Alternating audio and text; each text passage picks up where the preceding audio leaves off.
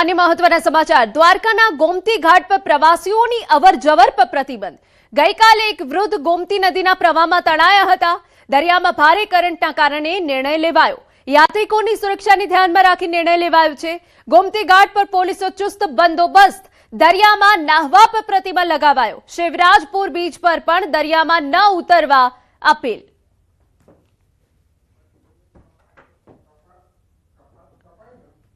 તમામ વૈષ્ણવો, તમામ ભક્તો, તમામ જાત્રુઓ જે પણ અહીંયા દર્શનાર્થે પધારે છે પોતાની સુરક્ષા માટે પોતે જ અવેર રહી અને સલામત સ્થળે રહી અને ગોમતીજીના દર્શન કરે, ગોમતીજીમાં સ્નાન કરે અને દરિયાના ઊંડાણના ભાગે પ્રવેશ ન કરે એવી તમામને વિનંતી કરું છું, અપીલ કરું છું। આ સિવાય આપણે જ્યારે ગોમતી ઘાટ સિવાય શિવરાજપુર બીચ ખાતે પણ નાહવા માટે જતા હોઈએ છીએ, એમાં પણ અત્યારે માનનીય કલેક્ટર સાહેબના જાહેરનામાથી પ્રતિબંધ કરવામાં આવેલ છે। અને હવે સમાચારમાં આગળ વાત કરીએ ચોમાસાની બ્રેક।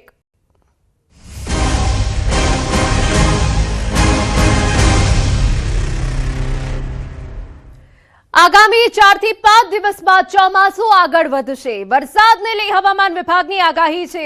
આગામી 3 દિવસ સામાન્ય વરસાદની શક્યતા। 18 જૂને વેસ્ટર્ન ડિસ્ટર્બન્સ સક્રિય થશે। દક્ષિણ પશ્ચિમના પવન ફૂંકાયા। આજે સાબરકાંઠા, બનાસકાંઠા, અરવલ્લીમાં વરસાદની આગાહી છે। 17 થી 18 જૂનના સુરત, તાપી, નવસારી, ડાંગ, વલસાડ, દમણ, દાદરા નગર હવેલીમાં સામાન્ય વરસાદની આગાહી। 19 જૂનથી વાતાવરણ સૂકું રહેશે। અમદાવાદ શહેરમાં વાદળછાયું વાતાવરણ રહેશે। ગુજરાતમાં વિધિવત ચોમાસાના આગમનની રાહ જોવી પડશે। 16 जून से लेकर 18 जून तक हल्का से मध्यम बरसात होने का संभावना रहेगा। आज जो डिस्ट्रिक्ट हम हल्का से मध्यम बरसात के लिए पूर्वानुमान दे रहे हैं, इसमें बनासकांठा, साबरकांठा और अरवली के लिए दिया गया है। और जो डे 2 डे 3 मतलब 17-18 जून को दक्षिण गुजरात की जो जिलाएँ हैं सूरत, तापी, नवसारी, वलसाड, दमन, दादरा नगर हवेली और डांग के लिए दिया गया है। તો આ વચ્ચે ચોમાસાને લઈને હવામાન નિષ્ણાંતો મોટું અનુમાન। ગુજરાતમાં માત્ર 65% જ વરસાદની આશંકા। ચોમાસું નબળું રહેવાનું અશોક દેસાઈનું અનુમાન છે। આલ નીનોની અસરથી ચોમાસું નબળું રહેવાની શક્યતા।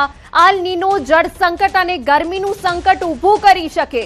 વધુ ગરમીના કારણે વાદળોની રચના પર અસર જોવા મળી। સામાન્ય 4 થી 5 ની સામે એક મહિનામાં 10-12 વેસ્ટર્ન ડિસ્ટર્બન્સ જોવા મળ્યા। 22 થી 26 જૂનમાં ચોમાસાનું આગમન થવાના સંકેત। પાણીનું સંકટ તો થવાનું જ છે, કારણ કે જ્યારે વરસાદ જ 65%ની આસપાસ પડે ત્યારે આપ કહી શકો કે પાણીની ખેંચ અને ઇરિગેશન માટેની તકલીફો ઊભી થવાની છે। ઉત્તર ગુજરાત, કચ્છમાં પશ્ચિમ વિક્ષેપના કારણે વરસાદ રહેશે। દક્ષિણ ગુજરાતમાં સામાન્ય કરતા 30% ઓછો વરસાદ પડી શકે। સૌરાષ્ટ્ર અને મધ્ય ગુજરાતમાં અલ નીનોની અસર વધુ રહેશે। હજુ પ્રી મોન્સૂન એક્ટિવિટી જોવા નથી મળી। જાન્યુઆરીથી જે પશ્ચિમી વિક્ષોભ કે જે WD કહેવાય છે, વેસ્ટર્ન ડિસ્ટર્બન્સ, એની સંખ્યા બમણી થઈ રહી છે। જે શરૂઆતમાં ગત વર્ષોમાં 4 થી 5 માસિક આવતા હતા, એને બદલે અત્યારે કમસે કમ 10 થી 12 નોંધાયા છે।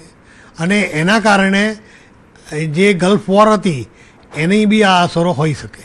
ગાજવીજ સાથે જ્યાં સુધી પ્રી મોન્સૂન એક્ટિવિટી સ્ટાર્ટ ના થાય ત્યાં સુધી ચોમાસાની આગોતરી આગાહી કરવી બહુ કઠિન અથવા મુશ્કેલ છે। કારણ કે જે અત્યારે 22 થી 26માં ગુજરાતમાં ચોમાસું પ્રવેશશે એવી IMD MOUSની આગાહી છે, પરંતુ એમાં પણ ત્રુટિ થઈ શકે છે। ગુજરાતનો રણ વિસ્તાર તો પ્રભાવિત થવાનો જ છે, પરંતુ એને પશ્ચિમી વિક્ષોભથી થોડો વરસાદ મળશે। અને ઉત્તર ગુજરાતમાં પણ પશ્ચિમી વિક્ષોભની નીચેની શાખા છે એ થોડો વરસાદ આપી શકે છે અને દક્ષિણ ગુજરાતમાં આપશે, પણ દક્ષિણ ગુજરાતમાં જે વરસાદનું પ્રમાણ પડવું જોઈએ એના કરતાં ઓછો પડશે। અને મધ્ય ગુજરાત અને જે સૌરાષ્ટ્ર છે એને આની બહુ મહદઅંશે અસર થશે। સમાચાર મળી રહ્યા છે દમણનો દરિયો તોફાની બન્યો। દમણના દરિયામાં ભારે કરંટ। દમણમાં દેવકા બીચ પર દરિયાદેવનું તોફાની સ્વરૂપ આપને દ્રશ્યોમાં દેખાડી રહ્યા છે। દરિયામાં 15 ફૂટ ઊંચા મોજા ઉછળ્યા। દરિયામાં ભારે કરંટ હોવા છતાં પ્રવાસીઓએ મોજ માણી। જોખમી રીતે દરિયા કિનારે મોજ માણતા પ્રવાસીઓએ જીવ જોખમમાં મૂક્યો। દમણ પ્રશાસન આ મામલે કોઈ સતર્કતા દાખવે તે ખૂબ જરૂરી છે. દરિયામાં પ્રી મોન્સૂન એક્ટિવિટીની શરૂઆત.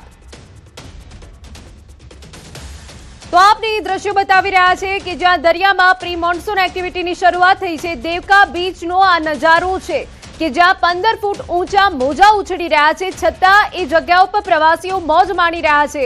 હવે જ્યારે આટલા ઊંચા મોજા ઉછળતા હોય ત્યારે પ્રશાસન આ મામલે કોઈ સતર્કતા દાખવે તે પણ જરૂરી છે. લોકો જીવના જોખમે અત્યારે દરિયા કિનારે જોવા મળી રહ્યા છે, પરંતુ દેવકા બીચ પર અત્યારે ભારે કરંટ છે. આપને જણાવી દઈએ કે 15 ફૂટ ઊંચા મોજા ઉછળી રહ્યા છે, જે લોકોને જોખમમાં મૂકી શકે છે. કેટલાક પ્રવાસીઓ ત્યાં હાજર જોવા મળી રહ્યા છે.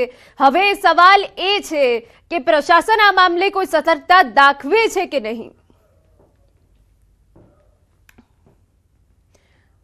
અન્ય મહત્વના સમાચાર.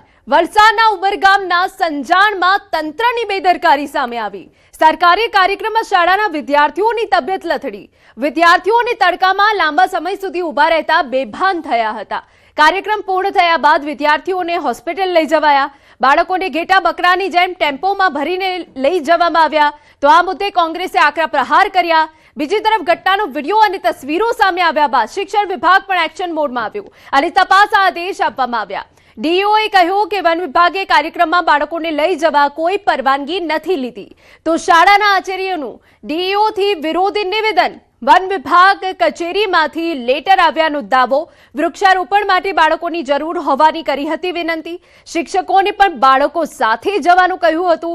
શાળાથી નજીક જ કાર્યક્રમ હતો. તો સરકારી કાર્યક્રમમાં વિદ્યાર્થીઓની તબિયત બગડી હોવાના અહેવાલ છે. લાંબા સમય સુધી તડકામાં ઊભા રહેતા વિદ્યાર્થી બેભાન થઈ ગયા હતા. એક નાના ટેમ્પોમાં વિદ્યાર્થીઓને ઘેટા બકરાની જેમ ભરવામાં આવ્યા, જેના દ્રશ્યો અમે આપને બતાવી રહ્યા છે. સરકારી કાર્યક્રમમાં બાળકોની સુરક્ષાને લઈને અહીંયા સવાલ ઊભો થયો છે. શાળાના આચાર્યનું ડીઈઓથી વિરોધી નિવેદન સામે આવ્યું. જ્યારે અમને જાણ થઈ એટલે તાત્કાલિક અમે તપાસના આદેશ આપી દીધા. એટલે મારા વર્ગ બેના એક અધિકારી ઈઆઈ અને 2 ઈઆઈ મિત્રો અત્યારે હાલ તપાસમાં જ છે. ખૂબ જ ગંભીર બાબત છે, બેદરકારી દાખવવામાં આવી છે. વિદ્યાર્થીઓના જોખમ ઊભું થાય એવું કાર્ય થયું છે. વન વિભાગ દ્વારા અત્રેથી કોઈ પણ પ્રકારની પરવાનગી લેવામાં આવી ન હતી. જ્યારે અમને જાણ થઈ એટલે તાત્કાલિક અમે તપાસના આદેશ આપી દીધા. એટલે મારા વર્ગ બેના એક અધિકારી ઈઆઈ અને 2 ઈઆઈ મિત્રો અત્યારે હાલ તપાસમાં જ છે. ખૂબ જ ગંભીર બાબત છે, બેદરકારી દાખવવામાં આવી છે. વિદ્યાર્થીઓના જોખમ ઊભું થાય એવું કાર્ય થયું છે. વન વિભાગ દ્વારા અત્રેથી કોઈ પણ પ્રકારની પરવાનગી લેવામાં આવી ન હતી. સમાચાર અરવલ્લીમાંથી. બાયડના ધારાસભ્ય ધવલસિંહ ઝાલાનો સરકારને પત્ર. કંડક્ટર ભરતીને લઈને રેડક્રોસ સર્ટિફિકેટની શરતથી મુશ્કેલી ફરજિયાત સર્ટિફિકેટ સાથે શરત હળવી કરવા માંગ કરી છે. અરજદારોને ફરજિયાત સર્ટિફિકેટના કારણે આવી રહી છે મુશ્કેલી. મુખ્યમંત્રી ભૂપેન્દ્ર પટેલે લેખિત પત્ર સાથે રજૂઆત. ઉપમુખ્યમંત્રી હર્ષ સંઘવી, વાહન વ્યવહાર મંત્રી પ્રવીણ માળીને પણ પત્ર લખ્યો. મેરિટ યાદી બાદ ટ્રેનિંગ કેમ્પ યોજી સર્ટિફિકેટ વ્યવસ્થાની માંગ કરાઈ છે.